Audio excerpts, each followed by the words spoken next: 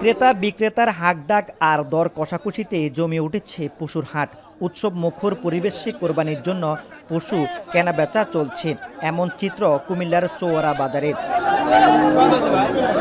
কোরবানির ঈদের বাকি মাত্র ৩ দিন। মুনাফার আশায় বিভিন্ন হাটে হাটে কোরবানির পশু তুলেছেন প্রান্তিক কৃষক ও খামারিরা। তবে বাজারে বড় আকারের গরুর দাম কমলেও উঠানামা করছে মাঝারি ও ছোট আকারের গরুর দাম। তাদের ধারণা, সামনের বাজারে ভালো দাম পাবেন। বাজার ভালো না। দাম কমছে না বাড়ছে? কমছে আগের থেকে কমছে। দাম মনে করে বিক্রি করে 1,10,20 চাইতেছে, কাস্টমার মূল্য আছে যেমন 95-90। দাম ভালো হবে, আল্লাহ নাই দিলে আগামী কালকে বাজার আরো ভালো হবে। আজকে কাস্টমার ভালোই আছে।